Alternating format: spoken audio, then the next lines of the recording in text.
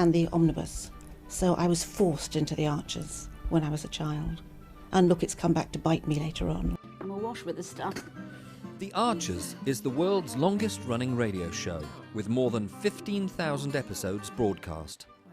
Despite being a rural flavor show, The Archers is recorded in the heart of... The deep dive is open, and today we are stepping into a world that smells very strongly of sugar, suet, and maybe a little too much cognac. Ah, yes. We're right in the middle of Stir-Up Sunday, and the air is just thick with Christmas pudding prep. It is, but beneath that really perfect domestic veneer, we're going to be unpacking two very different relationships. Both of them are grappling with secrets, with pressure, and some pretty painful realities. It's the ultimate setup for dramatic irony, isn't it? You got this beautiful sort of high-stakes domestic scene.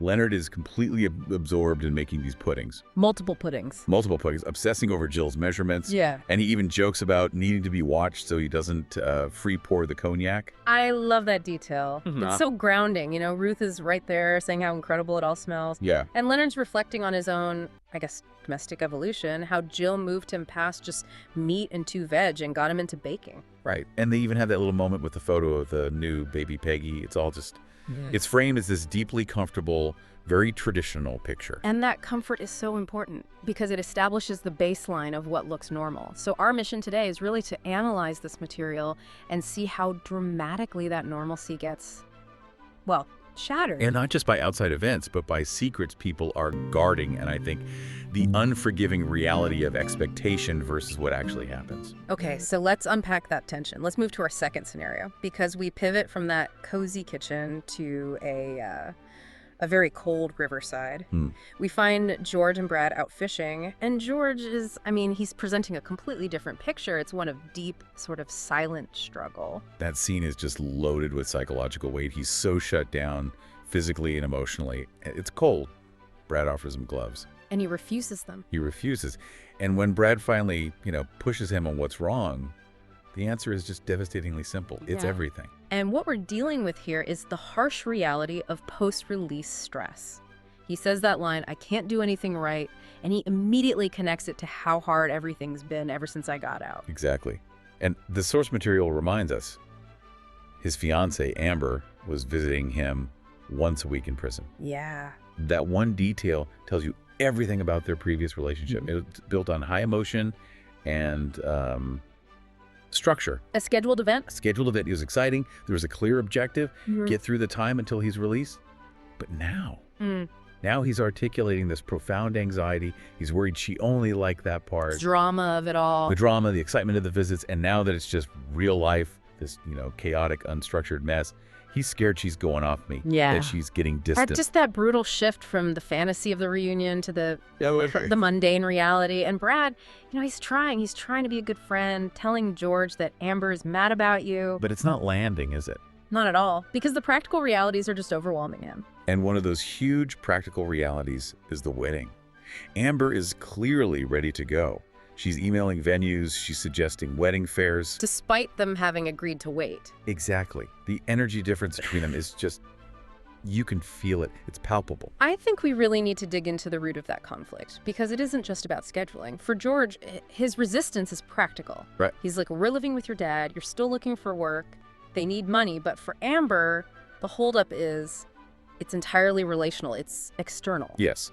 Her main worry isn't the budget, it's about social and family validation. She is paralyzed by the fact her parents are against it. She fears this catastrophic domino effect. Totally. If her parents don't show, then her grandparents won't, her cousins won't, and suddenly the guest list is just... It's just his family, and that turns the whole wedding from a celebration into this, public statement that her family doesn't approve. And what's fascinating is how she's absorbed that external judgment. She is desperate for approval from the very people who are making her feel the least supported. It just shows the incredible power of family expectation. So while he's dealing with the internal pressure of adjusting and feeling inadequate, she's battling the external pressure of social acceptance. Both of those things are just hammering the fragile foundation they built while he was away. Absolutely. Right. Okay, let's leave the riverbank and go back to the kitchen. Because if George and Amber are dealing with strain, Leonard and Jill, Their whole arrangement is about to be violently exposed.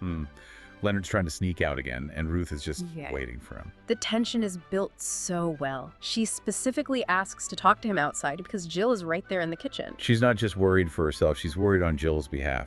She's assuming a very, Introducing the Archer's Mug, where elegance meets everyday comfort. Crafted from premium white ceramic, designed with vibrant peekaboo colors inside, simple, modern, and stylish. Start your day the Archer's way, with warmth, familiarity, and the comfort of voices you've come to love. As the stories unfold on the Archers, let this mug become part of your daily ritual, a small reminder of life in Ambridge.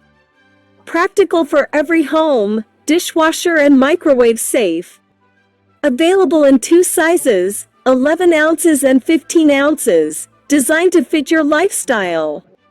Enjoy your favorite drink in a mug that connects you to Britain's most beloved countryside story, The Archers. For more information and to order your very own The Archers mug, follow the link below and make it part of your daily routine. a very traditional kind of betrayal. Right. She's acting as the protector of the family unit, seeing his busy schedule as suspicious. She goes into this whole confrontation already thinking she knows the truth.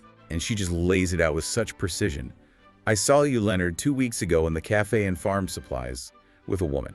And then she says her real fear, that she can't sleep because the idea that Jill has been made a fool of is just eating at her. In her worldview, there's only one explanation for that. But Leonard's reaction is so interesting. He doesn't panic out of guilt.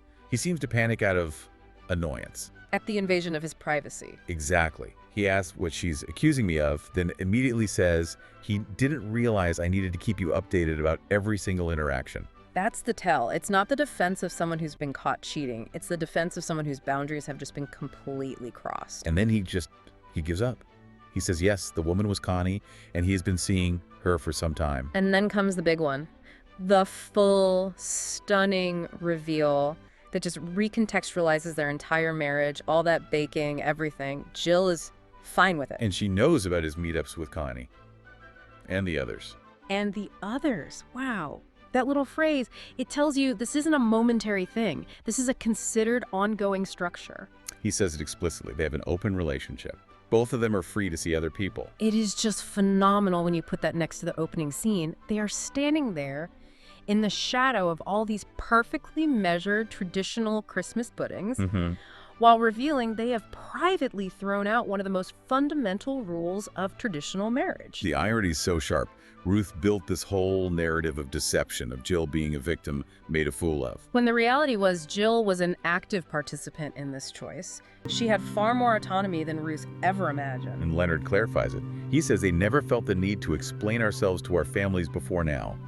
Ruth's snooping forced their hand. I wonder how long that's been going on. It suggests they've been operating under the radar for years, prioritizing their own happiness over, expected family approval. They chose peace over explanation. It speaks volumes, doesn't it? They knew that while they were fine with it, the family like Ruth would apply this immediate traditional judgment. So they protected themselves by keeping up this public image. And the baking, the routine, it wasn't a cover for infidelity. It was just a distraction from their own radical autonomy. Which makes me think about George and Amber again. Because whether your relationship is unconventional or traditional, external scrutiny just becomes the central enemy. Yes, well, let's connect that back. Because Brad, trying to be helpful, goes to Amber.